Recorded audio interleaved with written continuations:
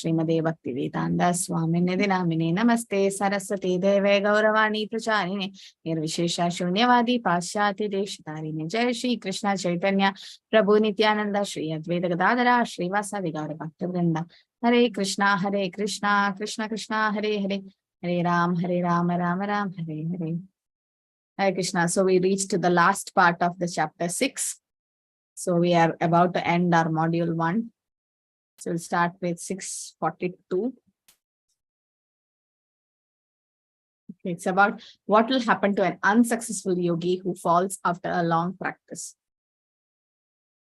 Atava yoginam eva kule bhavadidhi madam etadhi durlabhataram loge janmayadish drasham.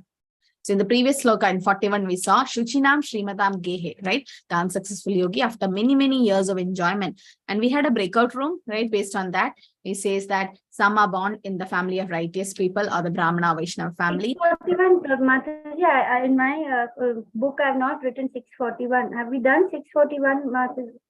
Everybody, I can't remember 641 being done. Okay. Didn't we discuss that? 41. I think we discussed, Mataji. Up to 40, I thought we did. Okay, 41 also we did. Okay. We had a small breakout room, no? About what happens to the unsuccessful yogi, no? Might be some other class. Okay. So we'll just cover this. So what will happen to the unsuccessful yogi is Prapya punya kridam lokan ustiva shashvatasmata shuchinam srimadam gehe yoga prashto abhijayate. The unsuccessful yogi, after many years of enjoyment on the planets of pious living entities, is born into a family of righteous people or into a family of rich aristocracy. So in the purport, if you see, Prabhupada mentions the two categories. One is they fall after long practice of yoga. Another is they fall down after short practice. So two classes. Okay, with little process, and one is long progress. So the yogi who fall after short process go to higher planets, heavenly planets, okay, where the pious dwells, and then they are sent to earth. And short process, again, they'll be taking birth again because they didn't acquire much punya. So that's what Prabhupada used to say. My disciples all might go to heavenly planets because so much punya you'll do, but then that's not needed because Shine punya martelagam vishanti. So what will happen to the unsuccessful yogi after long practice? Such yogis are given birth in the family of transcendentalists, right? And like, for example, Acharyas, the Goswamis, and Srila Bhakti Siddhanta, Vedanta Swami, Bhakti Siddhanta Saraswati taking birth in Vaishnava family. But actually, that is, they're not yogis. They're all eternal associates of the Lord. No? So nowadays, Acharyas and Goswami families have degenerated due to insufficient education and training. And then,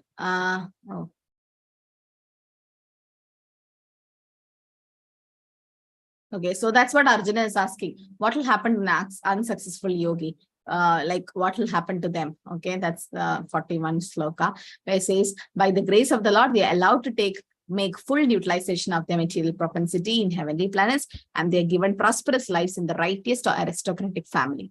So Prabhupada says those who are born in such families may take advantage of that facility and try to elevate themselves to full Krishna consciousness. So if you're born in a rich family, that means Prabhupada's like, you don't have to work hard for your maintenance. Because see, just imagine somebody is a boss, the MD of the company, and then his son automatically becomes the next MD, or if it's like a family business or something like that. No, so that son need not really work hard. He just have to get that degree so that he can be in that post. No, it's very easy for him. So Prabhupada's like, you don't have to work hard like a common man's son, right? Because he's already born with a silver spoon or already born rich. But instead of going into Maya, sense gratification, they are supposed to utilize that life for Krishna consciousness. But most of the time, what happens? Maya captures them. Hardly you can see some millennials doing devotional service also, because it's very difficult. Maya is very strong. So that is the fate of an unsuccessful yogi. The next sloka, he says, if an unsuccessful after long practice of yoga, he takes birth in the family of transcendentalists, who are surely great in wisdom, and certainly such a birth is rare in this world. And this is why Prabhupada says the kids born to Vaishnava families are Vaikuntha children. because they are continuing from where they stopped in previous life. They are all devotees. Just imagine from day one of their birth, they can hear the Harinam, they can take Krishna Prasad. Everything is like, we didn't have a chance like that. But the kids who are born in Vaishnava family, definitely they are continuing from their previous birth. And that is true that they have a long practice of yoga and they fall down. They could not complete Krishna consciousness in that life. So, but in short practice, what will happen is they get a chance to be reborn, and long practice, they go to heavenly planets sometimes, and then they take birth in Vaishnava family. Okay. So in 43, it says, Tatratam buddhi samyogam labade paurvadekhina dehikam yadate cha tato bhuya samsiddha kurunandana. On taking such a birth, he revives the divine consciousness of his previous life, and he again tries to make further progress in order to achieve complete success, or son of Kuru. So that's why we can see, some children, small ones, playing nice mridanga, harmonium. They're not trained, but still, nice sloka chanting. How is it possible? It's mainly because they are reviving their consciousness of the previous life. In previous life itself, they have done so much devotional service, and they're continuing from where they stopped. So after getting such opportunity in appropriate family, the yogis, they begin their yoga practice from wherever they left off. Begin from wherever they left off. So it's never lost. Neha Bikramanasosti Pratyavayana Vidyate Salpam Abhyasa Dharmasya Trayade Mahado Bhayat. So what is that meaning of Mahado Bhayat? Like any small devotional service done will save us from great dangers. What is that great dangers? What do you mean by that great danger? Does anyone know? Is it fear of death or fear of Maya, Mataji? Fear of death is there in everyone. And fear of Maya is also for everyone. But this is specifically that if you chant Hare Krishna, you are saved from some danger. What is that danger? Yes, Shraddha Mataji. Mataji, is it from falling down into material pool It is going and to going through the lower animal life? Mataji, like Maya will not attack us. Prabhu, Dinanath Prabhu is saying he have a network issue. He was saying something. Okay, Mataji, I said Mataji, that you said something. You said something. that danger of falling down into material pool and going through that 84 lakh species again. Yeah, that means 84 lakh species, but what specifically? Yeah, you're almost close. Animal life? Yeah, animal life, like for an hellish planet or an animal life. See, human form of life is not guaranteed that you won't get an animal form. You might get. But if you do Krishna conscious activities, if you do devotional service, you're 100% sure that you are not going to get a animal form. Definitely, you will get a human form. And that's the thing of Mahado Bhayat. Okay, here it is said. In this endeavor, there is no loss or diminution. So to second chapter, 40th sloka. And little advancement of this path can protect you from the most dangerous type of fear. And what is that dangerous type of fear? Prabhupada explains here that by the grace of the Lord, now what happens is ye won't be getting a animal form next. Okay. Work in Krishna consciousness carries a person again to Krishna consciousness even after the loss of the body. At least one is sure to have a chance in the next life of being born again as a human being. Underline this. So either in a family of a great cultured Brahmana or in a rich aristocratic family, that will give one a chance to further chance for elevation. So at least one is sure to have, Prabhupada mentions that a chance to have in the next life of being born again as human being. That means we won't fall into an animal form of life or in hellish planets. So a Krishna conscious person or somebody who's doing devotional services will never fall into a category of. Sorry, Mataji, where is this one? I couldn't. Second chapter, 40th sloka. 40. Okay. So there it is mentioned in the purport, towards the last paragraph of the purport, Prabhupada mentions that at least one is sure to have a chance in the next life of being born again as a human being, either in the family of a great cultured Brahmana or in a rich aristocratic family, so that one is given a chance to further chance for elevation. Okay, sure to have next life being born. So Krishna conscious devotees or ISKCON devotees are not fools. Now, sometimes they say, what are you doing? Wasting your time, going Hare Krishna, Hare Rama, and, going for classes. That's what we keep hearing, no? All these atheistic people and non-devotees. That's what they say. What are you doing? It's just waste of time. That's what they think. But then Shastra says it's not a waste. We are actually intelligent people. Why? Because we are investing for the future, next Janmas. For them, they think just one life, just enjoy life. And they do all kind of sense gratification by begging, borrowing, and stealing money. And just thinking about this life. They're not bothered whether they even become a worm in the stool in the next life or an animal in the next life. So when a reporter told that, I don't mind becoming a dog in the next life, Prabhupada's like, congratulations. I mean, that's what you want. Material nature will give you like a body like that. And again, the soul is suffering. How much you'll suffer like this, no? But then somebody who chant Hare Krishna, somebody who takes up to devotional service, it's never lost. Trayate Mahato Bayat, he'll be saved from greatest danger of falling into an animal form, and he'll be given a chance, sure to get a human form of life next. And definitely little higher advanced life, so that we continue from where we stop. So it's never lost. Whatever slokas you're learning now, whatever philosophy you're understanding about Krishna, material degrees are not like this. Material degrees are like, you have to start from your LKG class. You have to.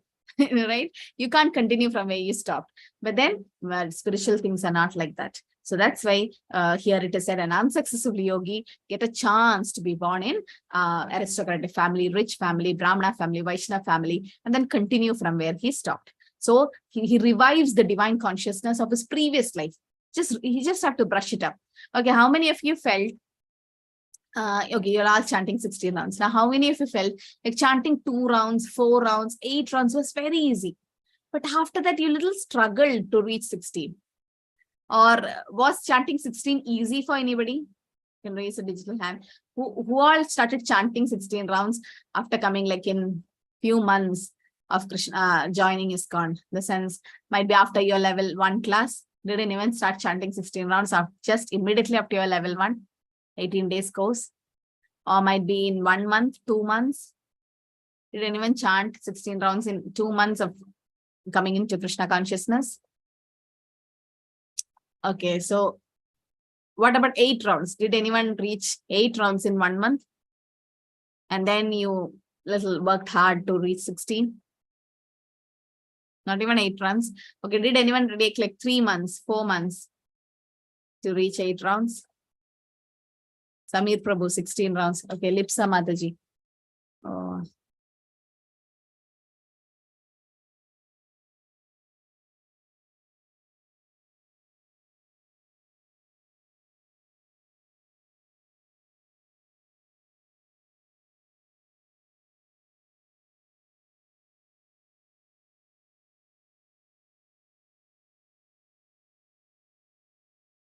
Okay, so Samir Prabhu reached 16 rounds in 4 months. Is there any background noise? No, you're able to hear me? Yes, Mataji. It's clear? Okay, no background noise. Okay, so yeah, so Samir Prabhu, you could reach 16 rounds in 4 months. So that's not a simple thing. It's a great thing. It's not a simple thing. Reaching 16 rounds in 4 months, it's a really great thing. Definitely you're continuing from where you stopped last Janma. Otherwise, going to 16 rounds in 4 months, it's not easy, right? And all of you, like some of you would have I felt like going to 4 rounds, 8 rounds was easy. But after that, had to struggle little to reach to 16. That means, or some slokas, you take for some slokas, especially for me, that Sarva Dharmam Parityaja, Patram Pushpam Phalam Dayam. It's very easy to learn. Like I was like, I just learn, I just read and like, I just there, if that sloka is there. But then the sloka 2.7, Karpanya Dosho Pahada Swapava. I took like few months to learn that sloka. Even though it was a lengthy sloka, it took a lot of time for me to learn. So it says that those devotional services, which you did smoothly for some months, that you have done in your previous life. And that slokas and those rounds you are struggling to do, that is in this life. So wherever your devotional services getting a little slower, that's you're doing in this life. But where you did smoothly, you just went in a super fast express. That is like from the previous life. Okay. Yeah, even if you didn't have any other work to do in the morning, but still sitting and chanting for 2 hours or taking your beads and chanting 16 rounds, it's not easy. It's not easy. And those who have done a lot of sin can't chant Krishna's holy name like that. So definitely you have done Ajnana Sukriti. You have done something in your previous life. Only Krishna knows. We don't have a scale to measure the bhakti. There is a thermometer to measure temperature, but then we can't measure. Yes, yes. So yes, temple, the atmosphere is good. When you have nice association, you can chant. So this is a proof that you're reviving a divine consciousness in your previous life. Automatically, they are attracted to yogic principles, even without seeking them. Automatically get attracted. They always stand above the ritualistic principles of the scriptures and they try to make further progress to achieve complete success. Example given as Bharat Maharaj, who became a deer, and then Jada Bharat. Jada Bharat could understand, know every transcendental knowledge because that memory is coming from Bharat Maharaj's life. And also Gajendra was Indradumna Maharaj in previous life. How could an elephant sing, glorify the Lord and sing? So he's coming from previous life. The Trasur was Chitraketu Maharaj in his previous life. So they are continuing from their previous life. So Shabda Brahma refers to ritualistic principles of Vedas. Advanced yogis surpasses ritualistic principles of Vedas. They are attracted to spiritual and not material principles in his life. Devahuti's prayers, okay, says that Ahobatiya, Sopachotariya, Yet Jihvade Vatade Namatubhyam, right? Even if a person is Chandala, born in a low family, or someone who is a dog eater, still if he chant the Hare Krishna Mahamantra, he is so glorious. Low birth does not matter. One who chants the holy name of Lord Hari is far more advanced. Srila Haridas Thakur, he was low birth, but accepted as Namacharya by Lord Chaitanya, meaning in his previous life, he must have surpassed all ritualistic method of the Vedas. He was Brahma, no, Haridas Thakur. So we continue from where we stop.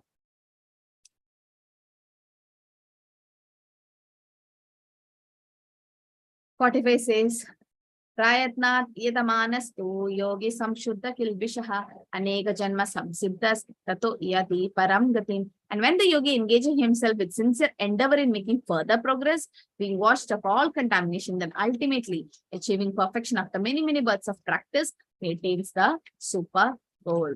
Okay, the supreme goal. So yogi attains perfection after many, many births of practice. So Krishna consciousness, the perfect stage of freedom from all contamination. Yesham to andakatam pamam jananam punya karmanam de danda moha nirmuktam pachande mam dridabdata. After many, many births of executing pious activities, when one is completely free from all contamination and from illusionary dualities, one becomes engaged in transcendental loving service of the Lord. So we all have done some kind of pious activities in previous Janma. We don't know. We don't remember, but Krishna remembers. That's why he gave us a chance to come to Krishna consciousness. And some of you are very fortunate in young age itself, you are here. But some, because of some karma, we were in Maya. But somehow, at least we reached Krishna consciousness. At least we started. We don't know whether we are continuing from previous life, but yes, some of us would feel, coming to 16 rounds, not easy. Not easy at all in few months, in 1 year or few months to come to Krishna consciousness and chanting 16 rounds. It's not easy. You've seen some kids also, they sit and chant. I've seen my one parents were saying me that they gave the mala to the kids, 2 boys, and they were chanting. And after 1 hour or something, the mother came from the kitchen and saw still he was chanting. And again, she went, did the washing and everything and saw again he was chanting. So went and asked, how many rounds you do? That boy, he was very small, was like doing 8 rounds, 10 rounds. The boy is doing. And he immediately, after some times, he started playing mridanga. He sings nice kirtan. So they had a doubt, like, who is he?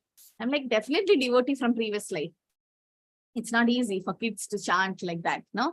So naturally that those kids are having some kind of attraction towards Krishna consciousness, definitely from previous janma. So what is the duty of the parents? To give them Krishna Prasad, give them all kind of facility so as to give them, encourage them in bhakti. Otherwise, we are not a mother or a father. That's what Bhagavatam says, right? We have to see that soul doesn't go in search of another mother's womb. We should see our children doesn't take rebirth again. So the only thing what we can do is give them nice spiritual knowledge and encourage them. Some kids are very good at slokas. They're not, people say me that, oh, yeah, in childhood, the memory is so good. They can mug up any slokas. Let's see, they can mug up, but it won't retain for long. But for some kids, you have seen they retain for so long. Definitely, they are all devotees from previous life. Some karma binding, some karma binding. That's why they are not able to advance much. But then some kids, they progress well. So the progress of the yogi, yes, Rajat Prabhu. Hare Krishna, Mataji. Yes. Mataji, I had a doubt. Like a lot of people keep going, wandering, like they go from one guru to another guru to another. Hmm. But then finally they may come to Krishna consciousness. So how will we, rate them? Those kind of what would have they gone through in the previous life that they had to go through so many gurus or so many other procedures before? Yeah. So, yeah, that case also, Prabhu, they might be a transcendentalist, they might be a yogi, but they wouldn't have done bhakti yoga as such. They would have gone for self-realization. They would have inquired about self-realization, or would have taken any other path like karma yoga, jnana yoga, all that. Might mostly karma yoga. That's why they are going for dhyana yoga. They go to other guru for meditation. Then they know that's not working. Then they go to some other gurus. Now it keeps changing. And finally, by Krishna's mercy, because Krishna sees the endeavor of that soul. Oh, that soul is going through different procedures to reach me. And then finally, Krishna's mercy come in form of some Vaishnavas, some guru, and acharyas. And then they come to Krishna consciousness. So I can't exactly say what they have gone through, but then this is yoga ladder. There's a yoga ladder. So first is karma yoga, then dhyana yoga, then ashtanga yoga. So somewhere they would have done some kind of yogic practice, but they were unsuccessful, definitely. And then they could not directly go to bhakti yoga, because in order to do bhakti yoga also, you need to have some kinds of pious deeds, sukritis. Yeah, the sukritis you need to directly go to bhakti yoga. So they are still gone to different gurus, but see, they didn't get stuck there. No? Somehow Krishna's mercy, definitely they came to bhakti yoga. No? But some, what happens, they get stuck there. They just meditate the light, Brahman, and then again they try to merge with the Lord. But then because of some Vaishnavas, I feel it's definitely Vaishnavas' mercy, like Srila Prabhupada. So they are compassionate, that they take us to Krishna consciousness. But yes, some go through all that procedures. No? Some directly they reach bhakti yoga. It depends on your pious activities. Here it is said, after many births of executing pious activities, then only one can engage in the transcendental loving service of the Lord. So might be that pious activity is not completely there in them. So they had to go through different other stages. But somehow Krishna's mercy, they came, or else they wouldn't have come. They will be still in that some other way of realizing the Lord. But bhakti yoga is the best, and then they have to better come in that way. So progress of the yogi explained is, first is they're born in the righteous, aristocratic or sacred family, and they become conscious of their favorable condition, and they put sincere endeavor. It's not like just born in a Brahmana family, Vaishnava family, oh, my life is safe. No, we have to do our endeavor. We have to do our parishrama with determination. It begins his unfinished task. And then he become completely pure, thus he completely cleanse himself of all material contamination and becoming free from all contamination. Finally, he attains the supreme perfection, Krishna consciousness. Okay, so later on, the last slokas, Krishna says about the bhakti yoga is the topmost yoga.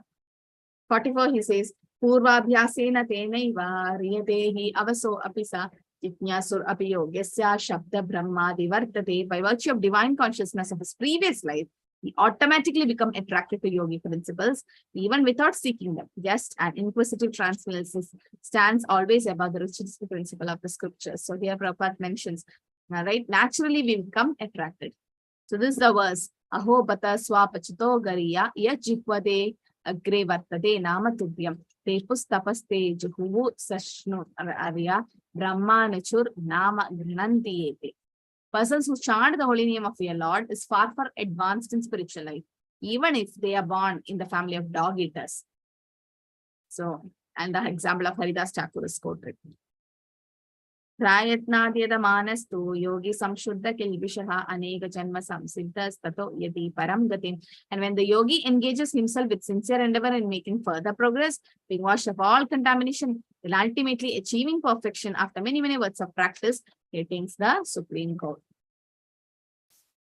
Tapasyebhyo atiko yogi jnanebhyo apimato atikaha Karmibhyas Chatiko Yogi Tasmat Yogi Bhava Arjuna. A yogi is greater than ascetic, greater than the empress, and greater than the fruity worker. Therefore, Arjuna, in all circumstances, be a yogi. So here, Prabhupada, I might be answer Prabhupada mentions here, there is some linking process in fruitive activities. That's called Karma Yoga. Then later on, they go to Jnana Yoga. And later on, they go to Bhakti Yoga, right? But Bhakti Yoga, Krishna consciousness, is the ultimate perfection of all yoga.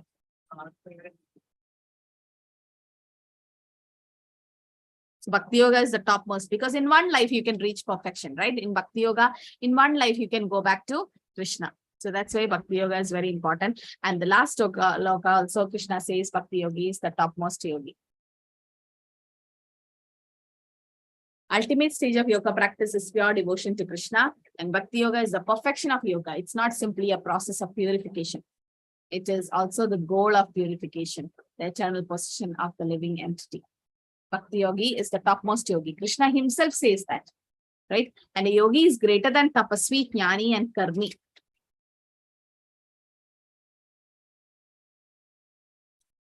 Yoga is defined as linking consciousness to Supreme, and yoga is named differently according to different methods. If the linking process is fruitive activities, it's Karma Yoga. It's empirical philosophy, is Jnana Yoga. It's devotional, it's Bhakti Yoga. So some of, as Prabhu said, why they are not directly going to Bhakti Yoga, why they go to the different paths, because they would have stopped some of the yogic practice in their previous life, and they were just go there. But then by mercy of the Lord, they come to Bhakti Yoga. And now once they come to Bhakti Yoga, they do their endeavor. So Bhakti Yoga is the ultimate perfection of yoga. Anything short of that is imperfect. And it sticks with self-knowledge, they say it's imperfect, and empiric knowledge without surrender is imperfect. And Karma Yoga without Krishna consciousness is just waste of time. So the best is to do Bhakti Yoga. 47. Yoginam avi sarvesham adgadenandaratmanam shraddhavan bhajate yomam same muktatamo mata. Of all the yogis, the one with great faith who always awaits with me and think of me within himself, renders transcendental loving service to me, is the topmost of the yogi and is the highest of all. That's what Krishna says, right? So the best of the yogis is it's that person who do shraddhavan bhajate yoma same muktatamo mata. Yoginam abhi sarvesham adgadenandaratmanam shraddhavan bhajate yoma. So bhajate, see bhajate, that word is important. Bhaja is used where it is the need of service. The word worship does not convey the same meaning. Bhaja. Worship means to adore or to show respect. Its service means love and faith. So Prabhupada is the one who translated bhakti as devotional service. Normally bhakti means devotion, but it's Prabhupada who said bhakti is devotional service. Okay, did I say that story of child marriage? Now what happens to the child marriage? Now, normally what happens in the child marriage? You have heard about it. It's not there now, but then what happens in child marriage? How do they, yes? Mataji, when the children are very small, maybe at a very tender age, maybe even a babies or in early teens or pre-teens, they are engaged with each other, and they are in a ritual. They are, they get married. But yeah, the girl continues staying in their maternal family, and the guy stays in the, in their family, and later they are united at a perfect age. But it's like at a very young age, when they don't even have a knowledge of marriage and understanding of marriage, they are, entangled in a knot which is called as marriage. Yeah, so that's what happens. Now the parents decide, even though they go before going to maturity, they are fixed. This girl is getting married. They don't even know. It's just a playful stage. And they just get married. And then, as Mata said, the girl stays with the girl's parents and the boy goes. But what happens, at least festival time or once in a month or every week, the boy's parents take him to the girl's house. And initially, she don't even like him. I mean, they don't even know each other. And the grandmother or the mother will be like, go, serve him juice, serve him milk, serve him, give something, guests have come. So she might think he's like just a guest coming. There might be family, friends just coming. They're very playful stage. They don't even know the seriousness of marriage. So slowly, she started serving him. Then as they grow older and older, she'll be like, every time he's coming to my house, oh chalo, let me make a friendship with him. And they start playing together. No, like, I'm going to play, why don't you join? And then they both start playing all the games. They just start playing. They're not like husband, wife. They just start playing like friends. They start becoming friends. Initially, they were strangers, and then they become friends. As they grow together, in the sense almost like they meet, the family is together, and it's like family friends. And as they grow together, they go to teenage age. That's the age where they all the lusty desires comes, and they start loving each other. They falling in love. I mean, because that relationship is increasing through service. And then slowly, when they are in matured stage to understand things, and then when she's ready, she's sent to the boy's house, and then they are living. So how did this all start? How did that love start?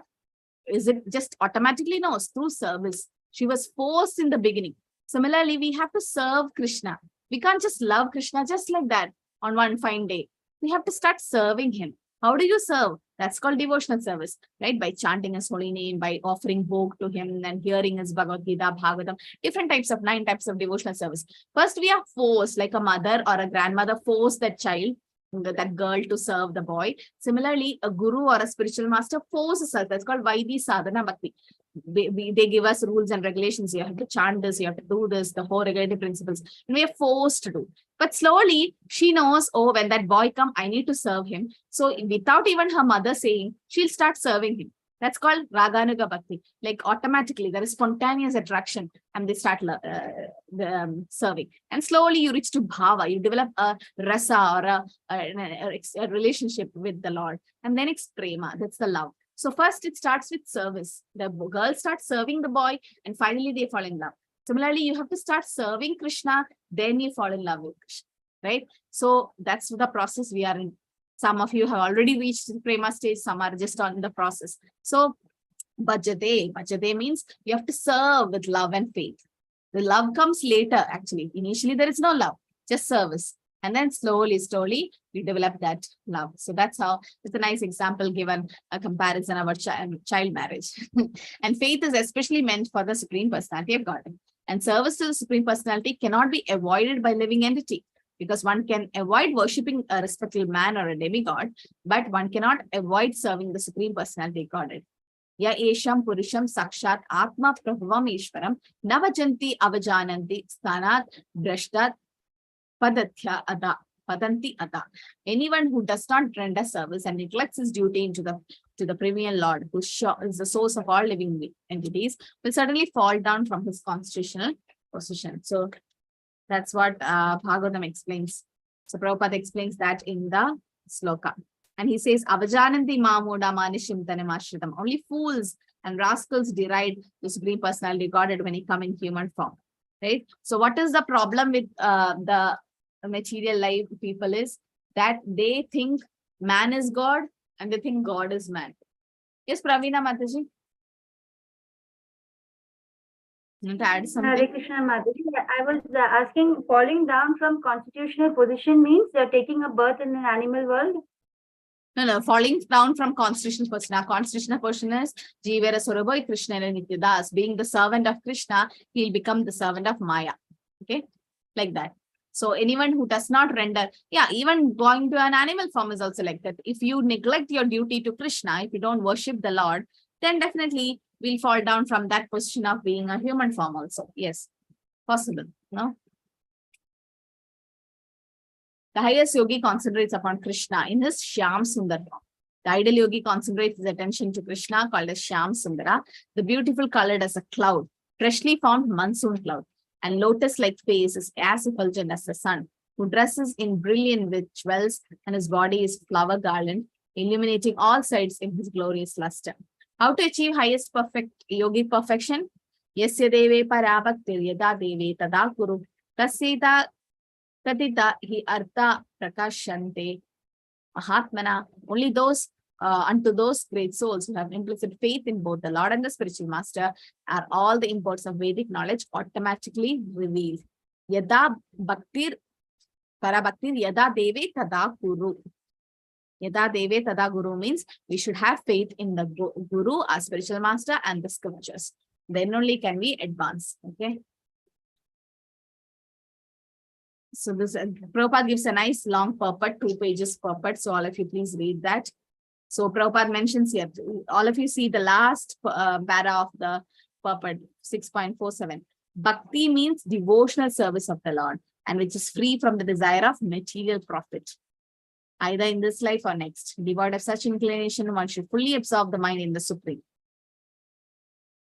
So what is the yoga ladder? First is Karma Yoga without fruitive result, that's called Nishkama Karma Yoga. Then we do Nishkama Karma Yoga with knowledge and renunciation is Jnana Yoga. Then Jnana Yoga with meditation is Ashtanga Yoga. And Ashtanga Yoga with realization of Krishna and devotion is Bhakti Yoga. So you understood Bhakti Yoga is the greatest. Okay, this is where the platform we should reach. So from somebody falling from Karma Yoga might take birth in yogic family, but then he can't directly go to Bhakti Yoga. He might take some time, or some from Jnana Yoga. Somebody can fall from Ashtanga Yoga. Like somebody was falling from Bhakti Yoga. We are all in different process. So only Krishna knows what we were doing last Janma. Some of us would be Mayavadis, some of us would be Jnanis, some of us would be Ashtanga Yogis, Karma Yogis. We don't know. Sometimes Bhakti Yogi, but then didn't complete Bhakti Yoga. No, it's possible.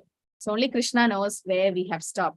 So we'll have a quick breakout room, discuss the common misconception prevalent in our current times regarding the process and purpose of Ashtanga Yoga, and refute them with reference to the Bhagavad Gita chapter 6 verse and purport. So go through whatever verse is striking you, that is up to 47 slokas. Just a little bit you just say. After that I can explain this. You have to refute Ashtanga Yoga. Yeah, Rajat Prabhu, you had a question? Or quickly I can sum up this. Okay, comparison of different yoga system. Mataji, yes, Hare Krishna. Mataji, like I can understand Karam Yoga and the Gyan Yoga, that what we are following in the ISKCON or in our Parampara. Where does Ashtanga Yoga fit it in the thing? Because like we are following the regulative principles, we are, taking this knowledge. So both these are there. But where does Ashtanga Yoga come in, Mataji? Ashtanga Yoga in the sense, not completely. See, Ashtanga Yoga in Krishna consciousness, plus Krishna consciousness is given here. So Ashtanga Yoga in the sense, we also have Yava, Niyama, we have do's and don'ts. We also have a posture to chant. Now, based on Bhakti Yoga, it's not complete Ashtanga Yoga, but at least, what do you say, on Samadhi in Ashtanga Yoga means just concentrating on that vacuum and all. But in Samadhi, in Krishna consciousness is different. Completely absorbed in the pastimes of Krishna. So in that way, Ashtanga Yoga with realization of Krishna and devotion is Bhakti Yoga. In that sense. But need not. Only realization of Krishna and devotional service and doing devotional service, that's enough. Following the regulative principles is enough. But those who have done Ashtanga Yoga, along with realization of Krishna and devotion, becomes Bhakti Yoga. Okay, Mata. Hare Krishna. So you got the question, all of you. This is a breakout room. Oh, I'll finish this. This is the last slide. I can just finish this. So the difference is given here. Bhakti Yoga is the goal of yoga. Mataji, you can put the attendance link after the breakout room. Okay, so Bhakti Yoga is the goal of yoga is Bhakti Yoga, and therefore yoga actually means Bhakti Yoga. But Karma, Jnana, Ashtanga Yoga, there are different steps of yoga ladder. And they are progressing towards the destination of Bhakti Yoga. They have selfish interest and process material desires. Bhakti Yoga is selfless, free from all material desires. And all the other yogas, they fail to achieve success. They may stick to one point and fail to progress. And then Bhakti Yoga is guaranteed success, definitely make progress because means and end are the same. And Karma, Jnana, and Ashtanga Yoga, when Karma Yoga increases in knowledge and renunciation is called Jnana Yoga. When Jnana Yoga increases in meditation is Ashtanga Yoga. And when Ashtanga Yoga comes to the point of realizing Krishna, that's Bhakti Yoga. So it's not Ashtanga Yoga completely, Prabhu. It's just Ashtanga Yoga coming to the point of realizing Krishna. Need not do it. But then the Supreme Personality, that's realizing Krishna is important. That's Bhakti Yoga. Analogy is Krishna consciousness is the highest rung of yoga. It's Mount Everest is the highest peak of Himalayas, like that. So it's the highest. Rest everything is small things.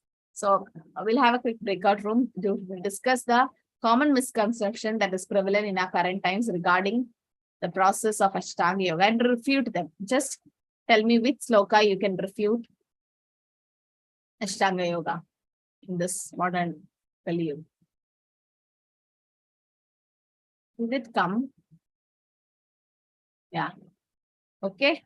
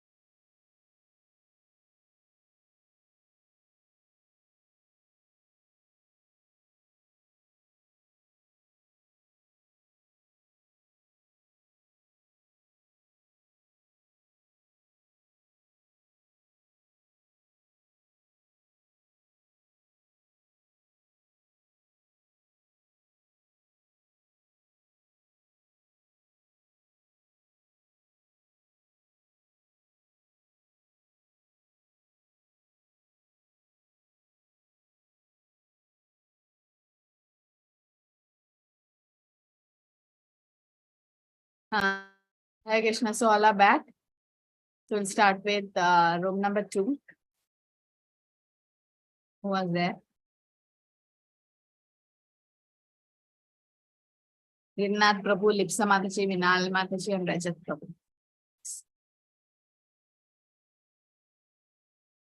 Hare Krishna Mataji. Mataji, Midal Mataji will cover, but I can't see her.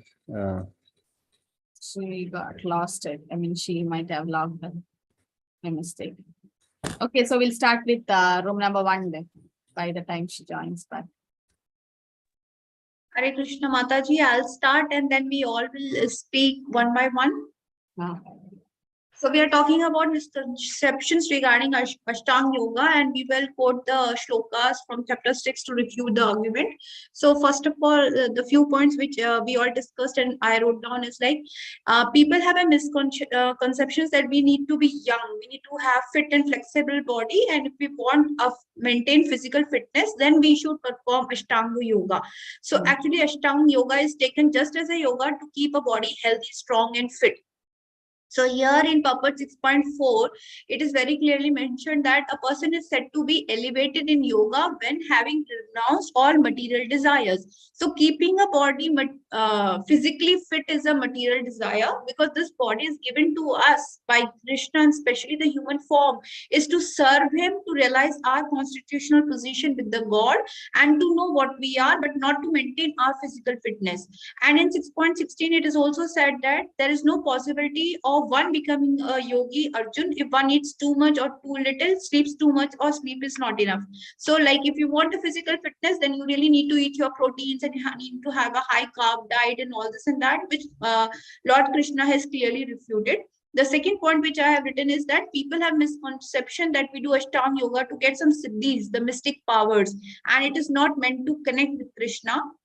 But here in Shloka 6.15, it is said that thus practicing constant control of the body, mind, and activities, one attains to the kingdom of God or the abode of Krishna by cessation of material existence. So here God is clearly saying that you come to me, you come to my kingdom. So he is clearly refuting that it is not for siddhis and power, but it is for ultimately to climb up higher the yoga ladder and go to the devotional service and meet Lord. The third point which I have written is that people feel Ashtanga Yoga is more part of a like fancy yoga posture, and if you're doing more fancy yoga posture means you're more enlightened, and they feel that we can do a void meditation. That like a lot of my friends do that they meditate on void, nothing, because they think that they're cleaning their mind, they're settling, they're calmer, they have a peaceful environment, and they're stress free. Whereas in Shloka 6.13 and 6.14, it is very clearly explained that one should meditate upon me with the heart and make me the ultimate goal of life. So the Lord is clearly saying that meditation, that is Ashtanga Yoga, means to meditate upon him and not to meditate upon yoga. Then the fourth point is, it is very easy, and people think that even with a small time one can connect with the God.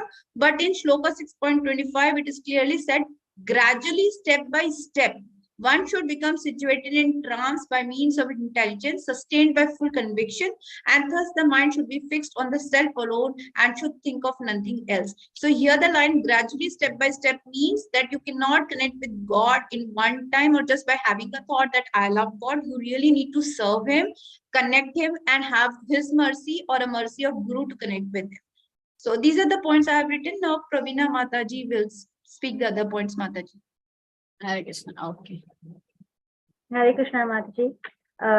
So I was talking about very beginning itself in 6.1 and 6.2. Krishna is explaining that what is called renunciation, you should know to be the same as yoga in the translation of verse 6.2. So in today's world, nobody even understands remotely that yoga requires renunciation, that yoga requires to give up all desires for sense gratification, that yoga requires giving up sense of proprietorship, and only when you have a higher taste, one is when you're unattached to fruits of your work, like in 6.1, and only then, and it's not leaving the world and renouncing all your work, because in 6.1 itself Krishna says that it is not one who lights no fire, performs no duty,